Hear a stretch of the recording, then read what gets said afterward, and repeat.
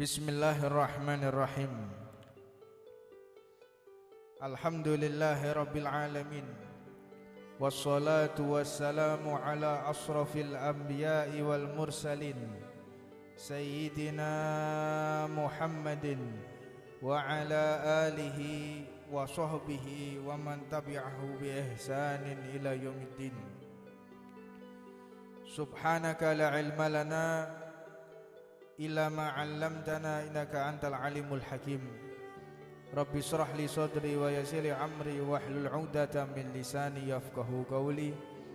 Assalamualaikum warahmatullahi wabarakatuh.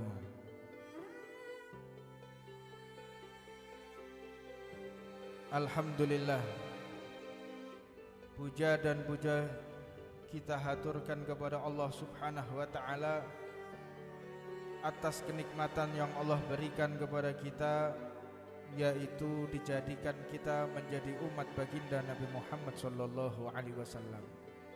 Maka rasa syukur kita menjadi umat Nabi besar Muhammad sallallahu alaihi wasallam dengan ditampakkan ketika kita taat atas perintah Allah dan menjauhi segala larangan Allah Subhanahu wa taala. Jika kita mempererat tali persaudaraan di antara kita, ini adalah wujud syukur kita kepada Allah Subhanahu wa taala. Fenomena akhir-akhir ini banyak umat Islam diadu domba.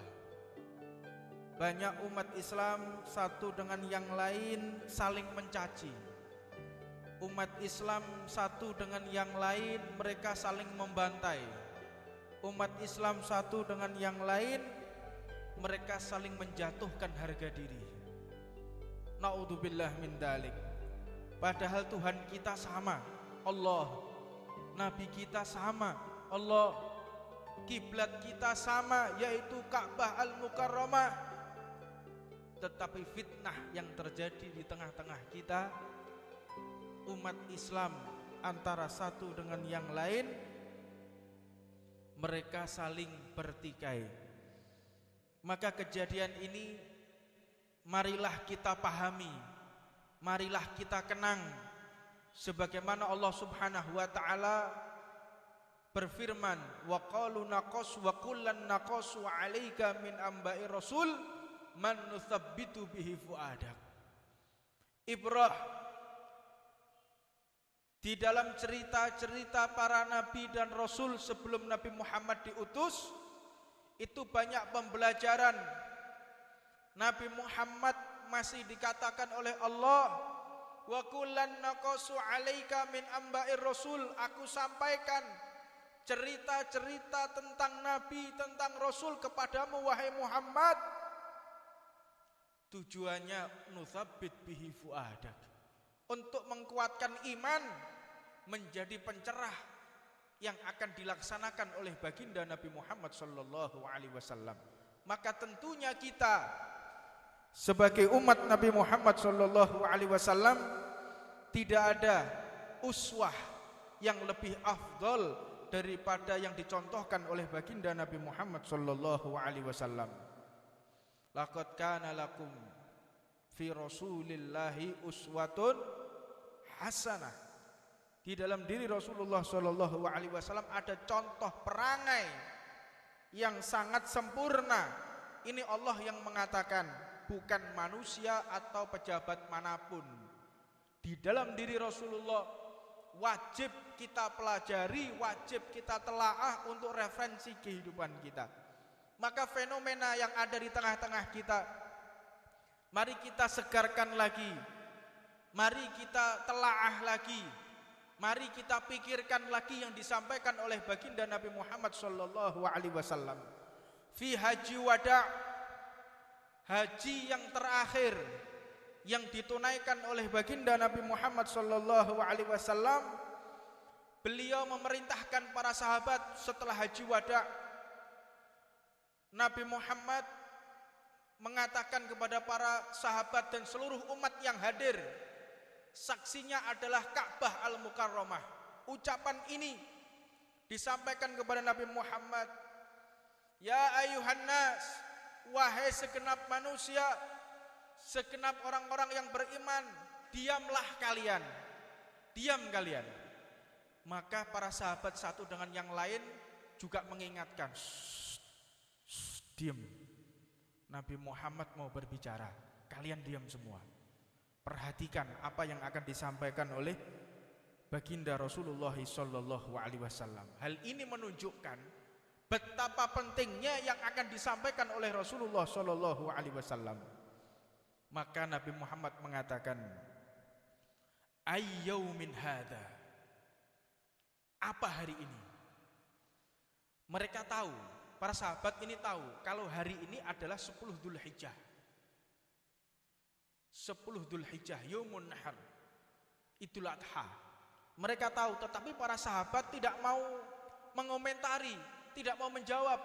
Apa sebab? Khawatir kalau Nabi Muhammad ini mau merubah nama atau ingin menekankan sesuatu. Kenapa ini bisa terjadi? Karena para sahabat melihat kesempurnaan baginda Nabi Muhammad sallallahu alaihi wasallam. Sempurna Rasulullah. Jadi kalau Rasulullah bertanya, mereka nggak berani menjawab. Maka para sahabat hanya mengatakan, Allah wa rasuluhu a'lam. Maka hanya Allah dan Rasulnya yang tahu tentang apa hari ini. Alaisa yaumun nahri? Apakah benar ini adalah nahar, yaumun nahar, Idul Adha? Qalu bala. Para sahabat mengatakan, benar wahai Nabi Muhammad, ini benar. Maka Nabi Muhammad pun mengatakan, ayu syahrin hadza, apa nama bulan ini? Para sahabat tahu ini bulan Dzulhijjah, tahu. Tapi mereka diam melihat kesempurnaan Rasulullah sallallahu alaihi wasallam. Mereka mengatakan, Allah wa rasuluhu a'lam. Hanya Allah dan Rasulnya yang tahu apa hari ini, apa bulan ini. Maka Nabi Muhammad mengatakan, alaisa Dzulhijjah? Apakah ini bukan Dzulhijjah? Qalu bala. Bukankah ini bulan Dzulhijjah? Iya, benar ya Rasulullah, ini bulan Dzulhijjah. Lalu Nabi Muhammad mengatakan, ayyu balladin hadza? Apa nama negeri ini? Apa nama kota ini? Para sahabat masih tetap berprasangka kesempurnaan Nabi Muhammad sallallahu alaihi wasallam. Allah wa rasuluhu a'lam. Hanya Allah dan Rasulnya yang tahu apa nama kota ini. Ini menandakan sahabat itu melihat kesempurnaan Rasulullah. Tidak melihat sedikit pun pertanyaan itu atas ketidaktahuan Rasulullah, tetapi melihat sempurnanya diri Rasulullah sallallahu alaihi wasallam. Maka Nabi Muhammad mengatakan, alaisa baldatul haram? Apakah bukan ini namanya negeri haram, kota haram, baldah Mekah al-Mukarramah? Qalu bala. Benar ya Rasulullah, ini adalah baldatul haram, ini adalah negeri Mekah al-Mukarramah. Lalu Nabi Muhammad mengatakan, ini intinya memancing para sahabat untuk mendengarkan apa yang diucapkan Rasulullah dan memastikan mereka menjawab apa yang disampaikan Rasulullah dan mereka merespon, mikir apa yang akan disampaikan oleh baginda Nabi Muhammad sallallahu alaihi wasallam. Wa bi hurmati yaumikum hadza wa syahrikum hadza wa biladikum hadza, demi kemuliaan hari kalian ini, demi kemuliaan bulan Dzulhijjah ini, demi kemuliaan tanah haram ini, inna dima'akum wa amwalakum wa a'radukum haramun bainakum. Ketahuilah, sesungguhnya nyawa kalian satu dengan yang lain haram untuk dibunuh. Harta satu dengan kalian harta kalian satu dengan yang lain haram untuk dirampas. Harga diri kalian antara satu dengan yang lain haram untuk direndahkan. Ini yang disampaikan oleh Rasulullah di saat-saat terpenting. Mari kita pahami lagi. Ini yang dikhawatirkan oleh baginda Nabi Muhammad sallallahu alaihi wasallam. Haram kalian saling membunuh. Haram kalian saling mencuri harta satu dengan yang lain. Haram di antara kalian saling menghina, saling menjatuhkan harga diri antara satu dengan yang lain. Nabi Muhammad pun mengatakan, yubalighum syahid minukum ghaib ila yaumul qiyamah. Sampaikan ucapan ini bagi kalian yang hadir, yang menyaksikan ucapanku ini.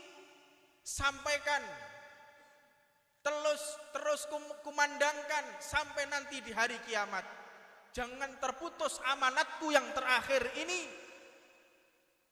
Wanti-wanti setiap masa, wanti-wanti setiap umat, jangan sampai melupakan apa yang telah aku ucapkan ini. Penegasan kepada umat Nabi Muhammad sallallahu alaihi wasallam. Maka kita melihat berikutnya Rasulullah sallallahu alaihi wasallam mengatakan, Allahumma syahad. Nabi Muhammad mengangkat tangannya sambil melihat ke Ka'bah dan ke langit, mengatakan, Allahumma syahad, Allahumma syahad, Allahumma syahad. Ya Allah saksikan, ya Allah saksikan, ya Allah saksikan apa yang telah aku sampaikan. Ka'bah sebagai saksinya, bulan ini sebagai saksinya, hari ini sebagai saksinya, aku telah menyampaikan apa yang semestinya aku sampaikan.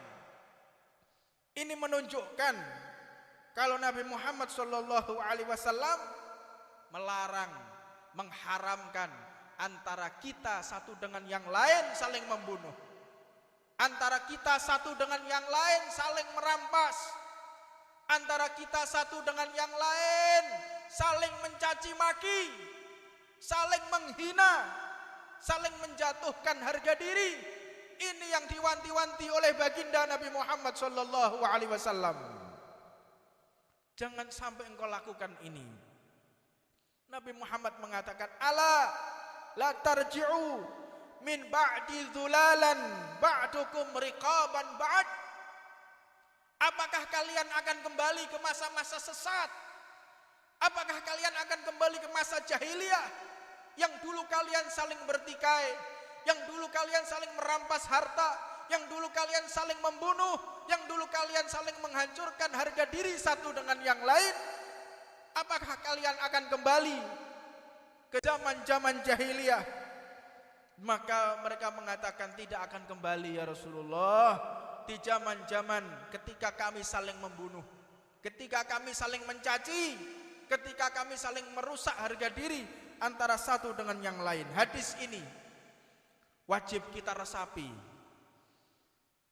bahwa yang paling dibenci oleh baginda Nabi Muhammad sallallahu alaihi wasallam jika ada umat saling membunuh, jika ada umat saling mencaci, jika ada umat saling merampas harta antara satu dengan yang lainnya. Ini sangat-sangat menyakiti perasaan Nabi Muhammad sallallahu alaihi wasallam. Maka kita lihat yang ada di saat ini, Suriah sampai saat ini, sampai detik ini antar umat Islam saling membunuh. Di Syam sampai detik ini mereka masih saling membunuh. Kita lihat di Libya sampai saat ini umat Islam Tuhannya sama, nabinya sama, mereka saling membunuh. Dan yang paling ironisnya, setelah membunuh mereka mengatakan Allahu Akbar. Setelah membunuh mengatakan Allahu Akbar. Ini yang dikhawatirkan oleh baginda Rasulullah sallallahu alaihi wasallam. Maka berhati-hatilah, hindarkan diri kita dari saling mencaci, hindarkan diri kita saling menjatuhkan harga diri terutama di medsos, di media sosial. Jangan sampai kita untuk membuka aib satu dengan yang lain. Jangan sampai kita menjatuhkan harga diri antara satu dengan yang lain. Hindari hal-hal yang menyebabkan keretakan ukhuwah umat Nabi Muhammad sallallahu alaihi wasallam. Dan di balik ini semua, la yafrahu syaitan illa bi thalathatin. Tidak ada yang mengembirakan hati iblis kecuali 3 perkara. Yang pertama, rajulun mu'minun qatulu mu'minan. Umat Islam antara satu dengan yang lain mereka saling membunuh. Ini yang membahagiakan hati iblis dan menyusahkan hati Rasulullah sallallahu alaihi wasallam. Jadi jika ada orang menyampaikan keburukan fulan bin fulan, menyampaikan rusaknya harga diri fulan bin fulan di halayak ramai, menjatuhkan harga diri antara satu dengan yang lain, membuka aib antara satu dengan yang lain, bahkan saling membunuh satu dengan yang lain, ini yang mengembirakan hatinya iblis dan menyusahkan hati baginda Nabi Muhammad sallallahu alaihi wasallam. Maka saya himbau kepada segenap umat Islam, kepada segenap organisasi Islam, kepada segenap partai-partai Islam, bersatulah kalian. Solidaritas kalian antara satu dengan yang lain, itu yang dibanggakan oleh baginda Nabi Muhammad sallallahu alaihi wasallam. Terpecahnya kalian wahai umat Islam, itulah yang menyusahkan hati Rasulullah dan mengembirakan daripada hati iblis. Maka hindari pertikaian di antara kita. Ini yang menyusahkan hati Nabi Muhammad. Yang kedua, mukmin mata ghairi iman. Yang menyusahkan, yang menggembirakan hati iblis, yaitu orang yang beriman mati tidak membawa iman, alias mati su'ul khatimah. Su'ul khatimah ini yang menyusahkan hati Nabi, menggembirakan hati iblis. Jadi kalau ada orang Islam mati, dia dalam keadaan tidak membawa iman atau su'ul khatimah, ini benar-benar girang hatinya iblis. Maka tujuan Rasulullah diutus oleh Allah, bagaimana caranya manusia ini hidup di dalam keimanan dan mati membawa iman. Naam, iya, memang ini adalah pekerjaan yang paling susah. Jihad gampang, jihad membunuh orang-orang kafir gampang. Ketahuilah, tapi itu bukan keinginan Rasulullah. Kita membunuh orang kafir sehingga dia mati kafir, itu bukan keinginan Rasulullah.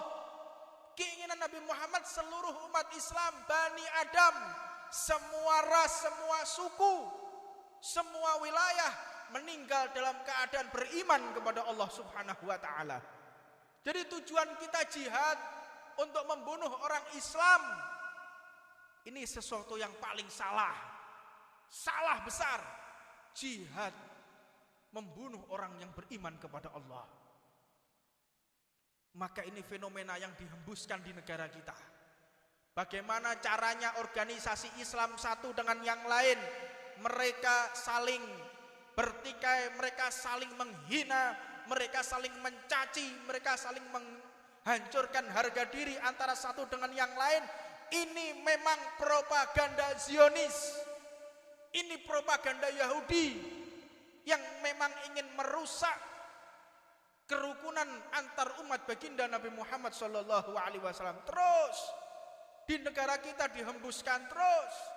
Bagaimana caranya ormas satu dengan yang lainnya, mereka saling mencaci, mereka saling membantai, mereka saling bermusuhan.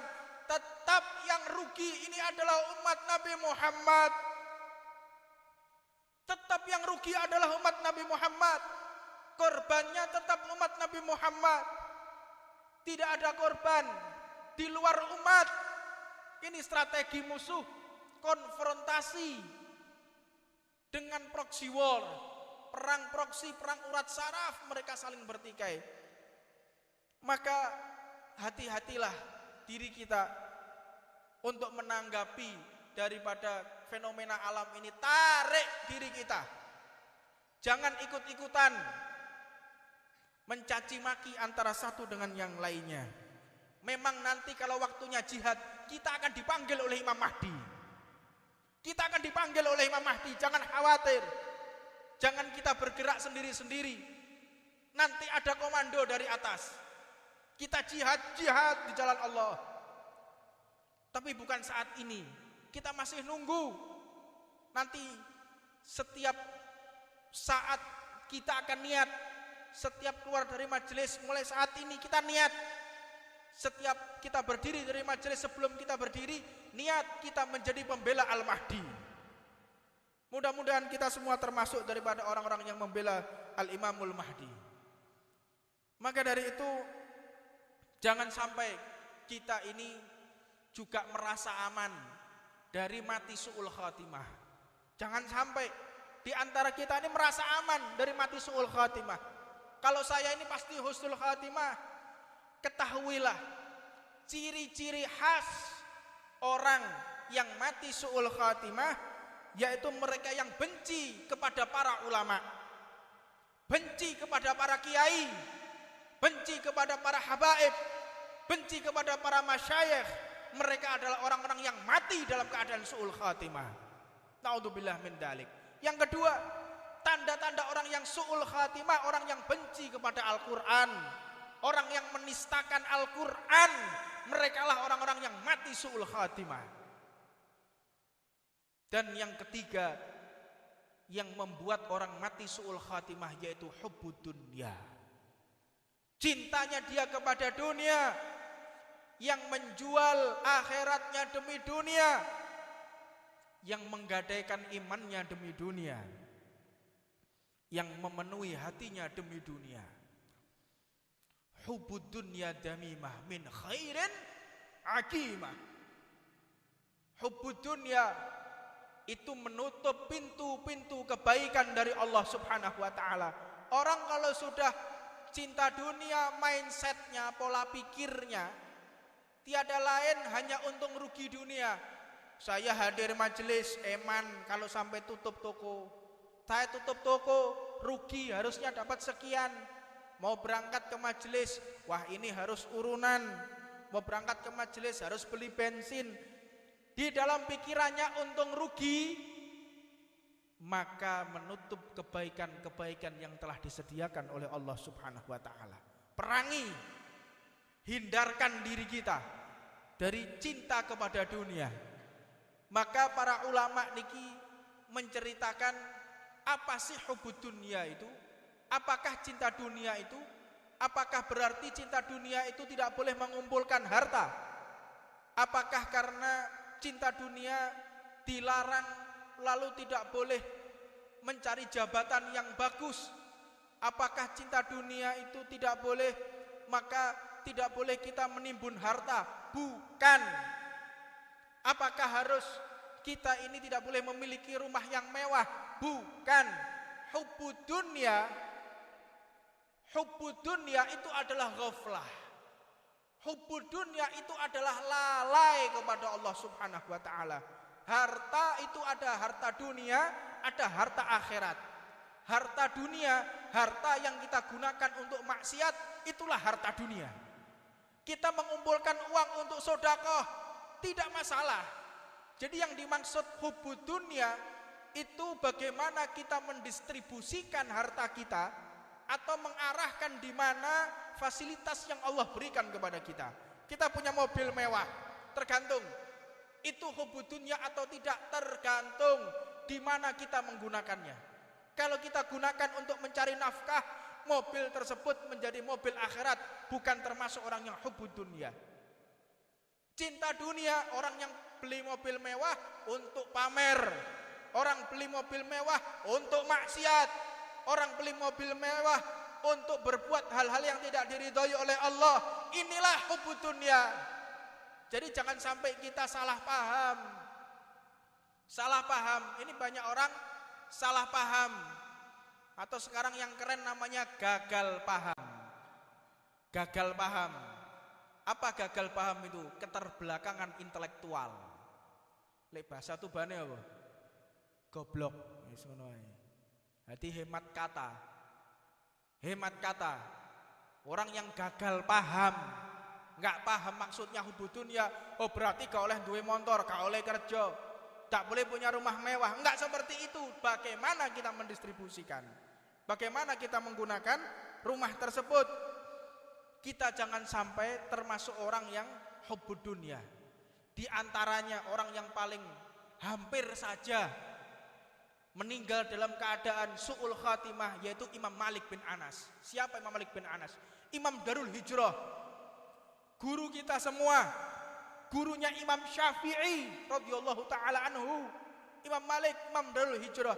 Imam Malik ini, beliau Imam Malik semenjak beliau balik sampai wafat, beliau itu tinggal di Madinah. Tetapi tidak pernah sekalipun buang hajat di Madinah. Enggak pernah pipis, buang air di Madinah, enggak pernah. Ta'aduban lin nabiyina Muhammad, untuk menghormati Rasulullah. Jadi kalau mau pipis, keluar dulu dari Madinah, keluar baru pipis. Dan diriwayatkan beliau itu kalau makan sehari cuma 3 butir kurma. 3 butir kurma karena mengganggu daripada pencernaannya. Kalau sampai buang-buang air terus menyusahkan beliau riwariwi. Tiap mau buang air, tiap mau pipis keluar dari Madinah. Dan diriwayatkan Imam Malik ini selama beliau tinggal di Madinah tidak pernah menggunakan sandal, gak tahu sandalan. Apa sebab? Khawatir sandalnya menginjak debu yang pernah menempel di kakinya Nabi Muhammad.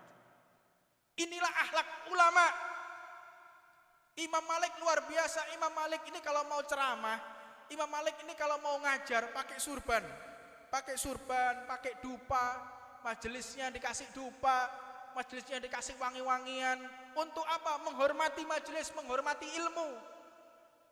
Orang kalau mengerti ilmu, keagungan ilmu, Imam Malik ditanya, wahai Imam, aku ingin bertanya kepadamu. Bertanya soal apa? Dunia atau hadis? Soal hadis. Tunggu sebentar. Tunggu sebentar. Beliau mandi dulu, pakai parfum, pakai jubah, pakai surban. Sekarang engkau tanya. Jadi enggak sembarangan, benar-benar mengagungkan daripada ilmunya Nabi Muhammad SAW. Jadi salah satu kita menghormati ilmunya Rasulullah, persiapkan badan kita, persiapkan hati kita, fisik kita persiapkan. Tolabul ilm, kita sebagai penuntut ilmu paling tidak pakai surban untuk menandakan kalau kita ini adalah para pejuang Nabi Muhammad SAW. Pakai rida. Dan rida ini bukan berarti orang kalau nggak pakai rida, orang nggak pakai surban, imamah. Memang orang pakai imamah ini ada adabnya, ada akhlaknya, tidak sembarangan orang. Jadi untuk kita yang awam-awam ini, terlebih adalah saya, pakai rida. Pakai rida. Tujuannya untuk apa? Rida ini yang membentengi kita. Kita ketika melihat ada perempuan, kita sungkan mau lihat. Kalau ada mampir di tempat-tempat maksiat, sungkan kita bawa surban. Jadi surban pakaian ini termasuk daripada benteng umat Nabi Muhammad. Maka Imam Malik ini beliau setiap ngajar benar-benar berhati-hati. Suatu saat Imam Malik ini ngajar di Masjid Nabawi, tiba-tiba wajah beliau kuning, pucat sekali. Sampai-sampai para murid-muridnya ini heran, dilihat nggak biasanya Imam Malik seperti ini. Maka ketika selesai hadis menyampaikan dengan sangat sakit, menahan rasa sakit yang luar biasa. Sampai selesai ditutup kitabnya, tutup hadisnya, beliau langsung seperti lemas dan jatuh. Ketika beliau jatuh, kenapa wahai Imam? Aku merasakan di kakiku ini ada sengatan. Ada sengatan, ternyata dilihat di kaki beliau ada kalajengking. Menyengat 12 kali. Menyengat 12 kali, beliau tidak bergeser dari tempat duduknya. Ditanya, wahai imam, kenapa engkau tidak menggeser tempat dudukmu? Kok engkau tidak bangun? Aku tidak berani memutus hadisnya Nabi Muhammad. Ini loh para ulama. Dan ketika Imam Malik ini sakaratul maut, ini poinnya. Imam Malik ini ketika sakaratul maut, kalau orang biasa menemani orang sakaratul maut tahu, kadang sadar, kadang tidak, kadang sadar, kadang tidak. Itu biasa bagi orang sakaratul maut. Ketika Imam Malik tidak sadar, ditalkin la ilaha illallah oleh murid-muridnya. Imam Malik mengatakan la, enggak. Kaget muridnya. La ilaha illallah. La, tidak, kata Imam Malik. La ilaha illallah. La, tidak, kata Imam Malik. Muridnya bingung. Ini seorang imam, seorang ulama, muhaddits, tapi ketika sakaratul maut mengatakan tidak ketika ada kalimat la ilaha illallah. Maka terus mereka membaca Al-Quran sampai akhirnya kesadaran Imam Malik kembali lagi. Ketika kembali ditanya, ya Allah, alhamdulillah Imam Malik ini kembali sadar. Ditanya, wahai Imam Malik, kenapa engkau mengatakan tidak ketika aku mengatakan la ilaha illallah? Wahai para murid-muridku, aku mendengar ucapan la ilaha illallah, tetapi aku mengatakan la, tidak, itu aku menjawab iblis yang lagi menggoda aku. Iblis yang lagi menggoda aku berkeliling di tempat tidurku ini. Iblis mengatakan, wahai imam, engkau ini adalah orang yang soleh, engkau ini adalah orang yang masya Allah, orang-orang yang tinggi kedudukannya di hadapan Allah. Muridmu saja Imam Syafi'i, beliau mengatakan la, tidak, engkau seorang wali Allah, la, engkau orang yang beriman kepada Allah, engkau adalah orang-orang yang mulia, engkau orang yang tinggi kedudukan di hadapan Allah. La, tidak, aku orang biasa. Jika aku menjawab iya, berarti aku telah ujub, aku telah sombong dengan ilmuku, aku telah sombong dengan majelisku, aku telah sombong dengan dakwahku, aku telah sombong dari segala amal pahalaku. Maka seluruh amal pahala akan dicabut oleh Allah Subhanahu wa ta'ala. Maka inilah, hati-hati, jangan sampai kita merasa aman daripada mati su'ul khatimah. Dan yang terakhir, insyaallah kita akan bahas di kesempatan berikutnya karena waktu sudah adzan Isya. Mudah-mudahan Allah Subhanahu wa ta'ala mengabulkan segala hajat kita.